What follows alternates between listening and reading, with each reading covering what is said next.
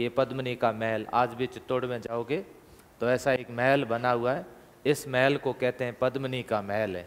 इसके जस्ट जो सामने था यहाँ पर, उस महल का नाम था रतन सिंह का महल। इसके जस्ट सामने यहाँ रतन सिंह का महल है, बड़ा ऊंचा महल यूँ बना हुआ। रतन सिंह जी अपने महल के सबसे ऊपर वाले कक्ष में यहाँ बैठते थे, और इस मैक्स में जहाँ बैठते थे इधर पीछे की तरह एक खिड़की बताई गई है। जहाँ महल में बैठते थे वहाँ महल में आज भी खिड़की है, खिड़की बताई गई, और खिड़की से ये इधर मान लो कभी रानी साहब बाहर आते थे तो ये रानी साहब को देख लेते थे, झलक हाय हेलो कर देते थे। और तो क्यों देखते होंगे, रानी साहब को देखना कोई अपराध तो है नहीं, अपराध है क्या? अपराध तो है दूसरों को देखना। इधर चारों तरफ पानी है, तो पानी है तो अंदर आ जा नहीं सकते थे कोई भी। तो राजा साहब को जब भी आना जाना होता था तो इनके अंडरग्राउंड रास्ता बना हुआ था, इस महल से इस महल की तरह अंदर ऐसे रास्ता था यूँ। ये राजा साहब आ सकते थे, दासियाँ आ सकती थी, बाकी किसी को आने की इसमें अनुमति नहीं थी। रानी पद्मिनी यहाँ पर रहती थी। अब आगे इनमें कुछ चीज़ें और आप देखो, ये जो है ये है जौहर कुंड, इसको जौहर कुंड कहते हैं। चित्तौड़ में जब जौहर हुआ था वो 26 अगस्त 1303 को हुआ था। इस जौहर कुंड में आप ये जो दरवाज़ा देख रहे हो, इस दरवाजे से रानियाँ अंदर घुसती थी, यहाँ एंट्री होती थी, बैक जाने का कोई रास्ता नहीं था। इस जौहर कुंड में और कोई दूसरा रास्ता नहीं है जिससे बाहर निकल जाए। ऐसा नहीं कि इधर से एंट्री की और सामने से निकल जाओ, जौहर हो गया तो गाँव हो गया, ऐसा नहीं हो सकता। इसमें एंट्री का रास्ता था, पीछे से दरवाज़ा बंद कर देते थे। विश्वसनीय व्यक्ति होता था जिसके पास में ऐसे अधिकार होते थे, वो कहता था कि राजा साहब ने अनुमति दे दी, अब जौहर शुरू किया जाए। जो मुख्य रानी होती थी मैन, वो जौहर कुंड के अंदर पहले छलांग लगाती थी, जय माँ भवानी का नाम लेकर के, एकलिंग जी का नाम लेकर के, जिसका भी नाम ले वो नाम लेकर के इसके अंदर छलांग लगा देती थी। ये पूरा बड़ा जौहर कुंड होता था। और ऐसा बताते हैं कि 1500, 1600 रानियों ने एक साथ जौहर किया। आप सोचो वो बात, कल्पना करो कि हम जब एक व्यक्ति का दाह संस्कार करते हैं कितना टाइम लगता है, होता लगता नहीं लगता है? अब 1500, 1600 रानियाँ एक साथ जौहर कर रही हैं। आखिर ऐसा क्यों कर रही हैं? ये इसलिए कर रही हैं कि ये अपने चरित्र की रक्षा करना चाहती है, ये अपने सतीत्व की रक्षा करना चाहती है, ये चित्तौड़ की मान मर्यादा की रक्षा करना चाहती है, ये घर की इज्जत की रक्षा करना चाहती है। ये इसीलिए तो कर रही है, या और कोई कारण है बताओ? हम जब भी कोई माचिस की तीली से अगरबत्ती जलाते हैं तो यदि हमारी अंगुली जल जाती है तो कितना दर्द होता है। आप सोचो कि वो खेलती कूदती हंसती और एक अच्छे से राजघराने में रहने वाली रानी वो आग के अंदर कूद जाए तो दर्द नहीं होगा?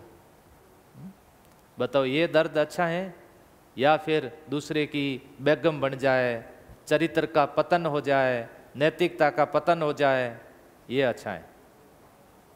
एक महिला, हमारे हिंदुस्तान में ऐसा कहते हैं, हमारी भारतीय संस्कृति श्रेष्ठ संस्कृतियों में, और हमारी संस्कृति के अंदर महिला का जो स्थान है वो बहुत ऊंचा स्थान है। इसलिए महिला के लिए जो सबसे बड़ी बात आती है वो होती है चरित्र की। यहाँ हमें सीखने को मिलता है बहुत सारी बातें। और आजकल आप लोग देख रहे होंगे, देखा उस मुस्कान को, बेचारे पति को, नौकरी वाला पति, उसकी नौकरी लगी हुई, नौकरी वाले पति को मार करके ड्रम के अंदर डाल करके और उसके ऊपर सीमेंट से पैकिंग और कर दी। सोचो आप, हम लोग क्या कर रहे हैं, जबकि वो पढ़ी लिखी है और वो ऐसा कर रही है। अब अपन कहें कि साहब वो महिला खराब है, महिला ऐसी थी, हम महिलाओं पर अंगुली उठा दे, उसका चरित्र ऐसा ही होगा। कुछ कमियां हमारे पुरुषों में भी रहती हैं। हम क्या करते हैं, हम बहुत सारी ढील दे देते हैं। और महिलाओं को भगवान ने ऐसा बनाया कि इसमें इमोशनल बहुत है। इमोशनल का मतलब भावनात्मक लगाव बहुत है। मनोविज्ञान ये कहता है कि जब भी कभी इमोशन हावी हो जाए ना, उस दिन रिश्ते नाते सब जीरो हो जाएंगे। जिस व्यक्ति में इमोशन हावी हो जाए तो महिलाएं इमोशनली बहुत है, तो इमोशनली महिलाएं अटैच जल्दी हो जाती है।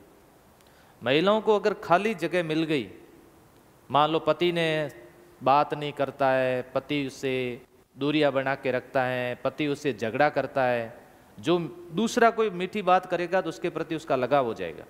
तो बताओ ये कमी पुरुषों की नहीं है क्या? ये बहुत बड़ी कमी पुरुषों की भी। दो तरफ से देखना पड़ता है। फिर वो लोग पता नहीं क्या क्या कमेंट करते हैं कि सौरभ तो इतना अच्छा था, ये लंगूर कैसे पसंद आ गया। सही है ना? फिर ये चीज़ें लंगूर उंगूरू देखी नहीं जाएगी, तो भावनात्मक इन चीज़ों को नहीं देखा जाएगा। तो ऐसी स्थिति के अंदर आजकल आप देखा एक नया ट्रेंड चला है, मैं ऐसा देख रहा हूँ शादी ब्याह के अंदर डीजे, हल्दी, चला नहीं चला, हल्दी की रस्म, और वो लड़के की शादी होती है, वो अपने हल्दी की रस्म पर अपने यार दोस्तों को बुलाता है, आ जाओ जल्दी आज हमारे है हल्दी। और उसके दोस्त वगैरह घर के अंदर बैठे होते हैं। मैं कई जगह ऐसा गया जो घर के अंदर के रूम में उनको बैठाया जाता है, फिर हल्दी की रस्म के नाम पर उनके दोस्त नाचते हैं, हमारी बहन बेटियां भी वहीं बैठती। सही है? ये हल्दी तो नहीं है, लेकिन वो परिवार की हिंदी जरूर करवा देंगे, परिवार की बर्बादी जरूर करवा देंगे। कहाँ है हमारे जरूरत है दोस्तों को लाने की? यदि दोस्तों को लाना होता तो हमारे बड़े बुजुर्ग नहीं लाते। आपके दादा को पूछना कि आपके घर से और आपके गेस्ट हाउस के बीच में कितनी दूरी है। मैंने जब मेरा गेस्ट हाउस बनाया तो मेरे पापा ने कहा कि 2 किलोमीटर दूर बनाना।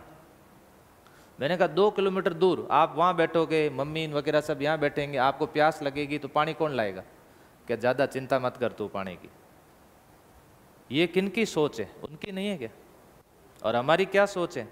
आजा आजा, अंदर आजा, अंदर वाले रूम में आजा, अपन हल्दी करते हैं, करते नहीं करते? और फिर शाम को गाना लगेगा और उसके अंदर वो डांस होगा उनका।